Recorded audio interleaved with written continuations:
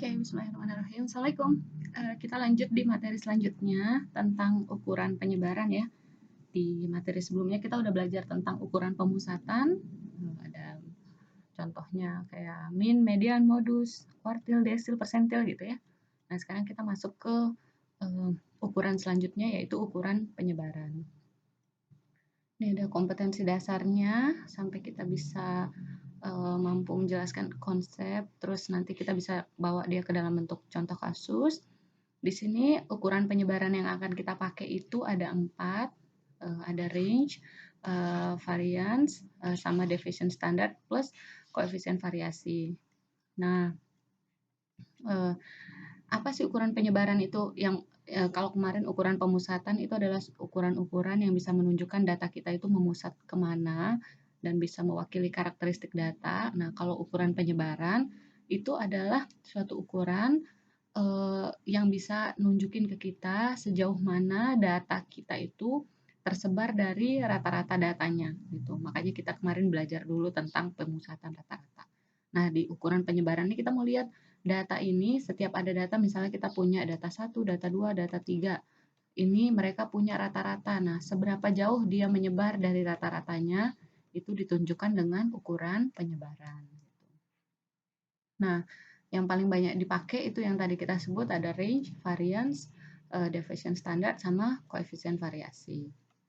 Yang pertama range. Range ini yang paling gampang ya, karena yang paling sederhana dan paling gampang karena perhitungannya simple gitu. Jadi dia adalah selisih dari data paling besar dikurangi dengan data yang paling kecil setelah datanya diurutkan. Jadi X maksimum dikurangin X minimum. Tuh, jadi untuk paling gampangnya diurutin aja datanya, terus lihat yang paling besar sama yang paling kecil. Dapatlah range.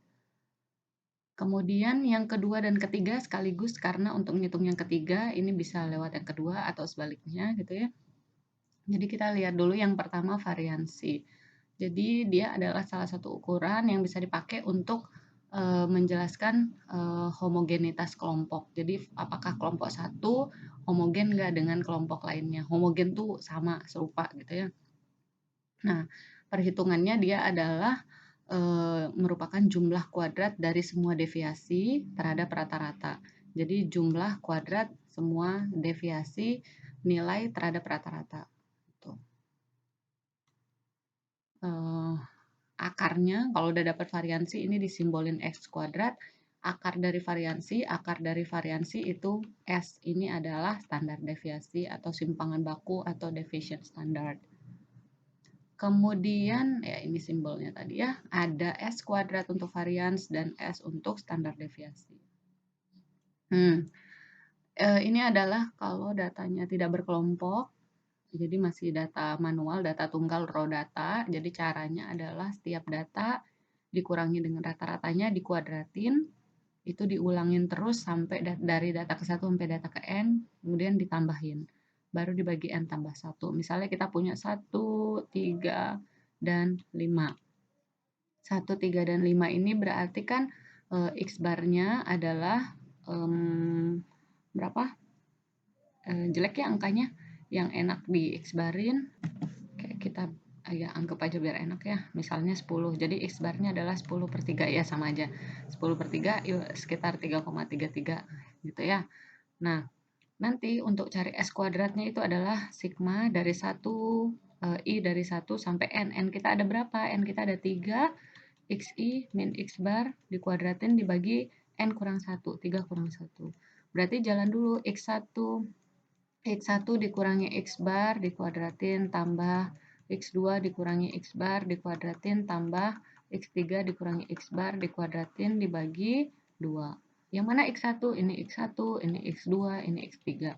Jadi nanti ini dapatnya dari 2 dikurangi 3,33 dikuadratin tambah 3 dikurangi 3,33 dikuadratin tambah itu sampai 5 kurangi 3,33 dikuadratin dibagi 2. Itu adalah variansinya. Jadi dia menunjukkan ukuran sejauh mana setiap data-data ini menyebar dari rata-rata. Ini kan jauh dari rata-rata, sejauh mana dia gapnya. makin dekat dengan rata-rata artinya makin bagus. Jadi semakin kecil variansi, semakin homogen keadaan datanya gitu. Biasanya kalau mau lihat data mana sih yang paling bagus, ya data yang variansinya atau range-nya atau standar deviasinya atau koefisien variasinya lebih kecil gitu. Ya. Kemudian kalau udah dapat variansi, tinggal diakarin jadilah standar deviasi. Ya. Oke. Ini adalah contoh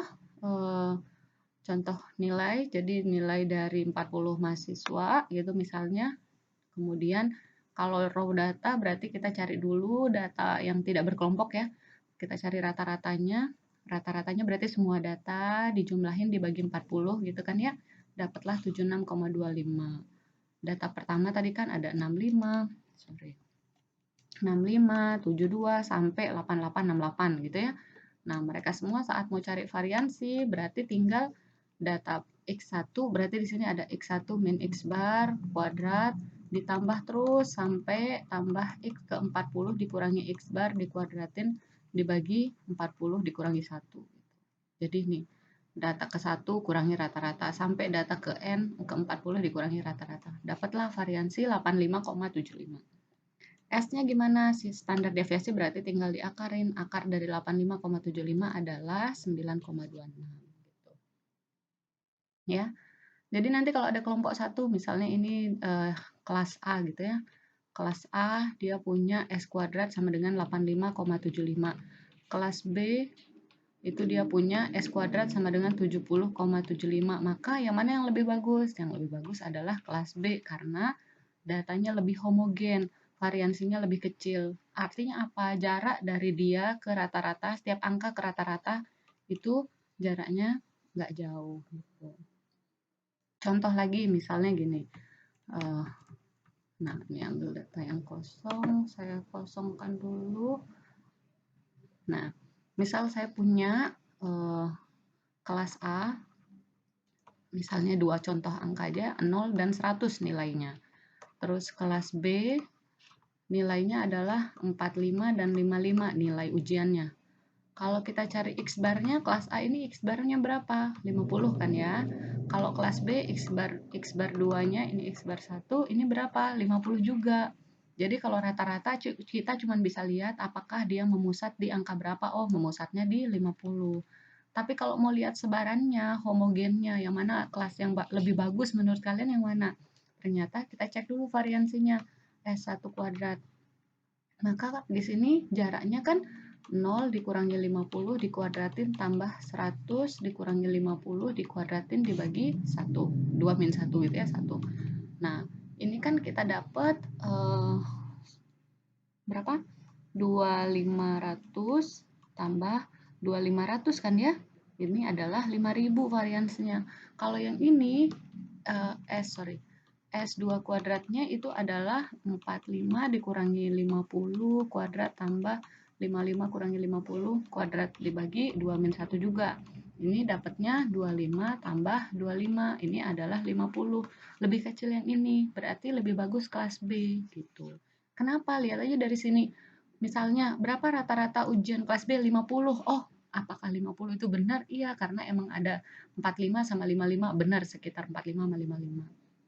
Tapi ketika kita sebut rata-ratanya 50, ini apakah kita yakin? Ternyata enggak. Ternyata 50 itu ada yang nol banget, ada yang keren banget. Jadi kelasnya ini sangat heterogen gitu. Jadi bagusnya ketika kita nyebut 50 ya emang angkanya sekitar 50. Jadi penyebarannya atau datanya itu tidak menyebar terlalu jauh dari rata-rata gitu. Jadi makin kecil variansi atau makin kecil ukuran penyebaran, makin bagus kelompok data alias makin homogen datanya gitu. Sekarang lanjut, gimana kalau data berkelompok? Nah, kalau data berkelompok ini bentar. Kalau data berkelompok tinggal ditambahin FI, frekuensi, dan I-nya jalan itu bukan sebanyak N tapi sebanyak kelasnya.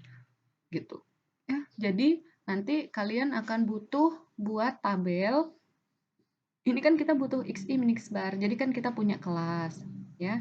Kelas misalnya 61 sampai 65. Nah, maka di sini kita akan punya XI. XI itu nilai tengahnya. Antara 61 sampai 65 itu tengah-tengahnya adalah 63. Itu masuk di sini. berarti kita butuh XI min X bar. XI min X bar udah belajar kan dari materi sebelumnya di ukuran pemusatan. Kalau udah dapat XI min X bar, baru XI min X bar dikuadratin. Jadi ini dikuadratin dapat di sini. Kemudian sebelumnya di sini ada frekuensi kan ya, FI. FI-nya ini misalnya ini 3 kali muncul, 4 kali muncul, dan seterusnya. Terus habis itu bikin kolom baru, ini kolom baru yaitu semua frekuensi dikali dengan XI min X bar dikuadratin. Maka kalau kita total di sini sigma dari FI XI min X bar kuadrat itu adalah dapat yang bagian atas. Tinggal dibagi N-1 itu adalah frekuensi kurangin 1, 40 kurang 1 gitu. Ya. Kemudian untuk S-nya tinggal diakarin sama. Nah, sekarang ini contohnya XI nilai tengah, frekuensinya ini X bar, sorry.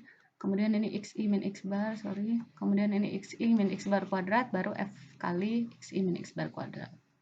Gitu ya. Nanti ini bisa dicoba aja dulu satu baris, terus hitung. Kalau dia cocok, berarti kalian udah aman ngitungnya. Nah, yang ini di paling bawah ini kan FI XI min X bar kuadrat. Berarti ini adalah sigma penjumlahan dari FI XI min X bar kuadrat sama dengan atasnya. Berarti untuk cari S kuadratnya tinggal ini dibagi frekuensi kurangnya 1. Ya. Ya, gitu. 3427,5 dibagi 39. Kemudian standar deviasinya gimana? Tinggal diakarin akar dari 87, itu adalah 9,37. Apakah harus sama ketika datanya dikelompokin atau enggak? Enggak mesti sama, karena kemungkinan beda ya. Karena tadi kita udah ngebuat dia dalam bentuk kelas, jadi ada toleransi-toleransi yang kita lakukan gitu. Ya. Kalau kita cuma punya kayak gini, kelompok datanya cuma satu aja, apakah bisa ditahu ini bagus atau enggak? Enggak bisa, karena enggak ada pembandingnya. Kecuali ada kelas 2, dapat S kuadrat kelas 2, S kelas 2, baru bisa dibandingin. Ya. Jadi kalau di sini kita cuma bisa tahu, oh datanya menyebar dengan variansi sebesar 87, gitu aja. Oke, yang terakhir koefisien variasi. Jadi koefisien variasi ini juga gampang, asal kita udah dapetin si variansi dan X bar di perhitungan sebelumnya.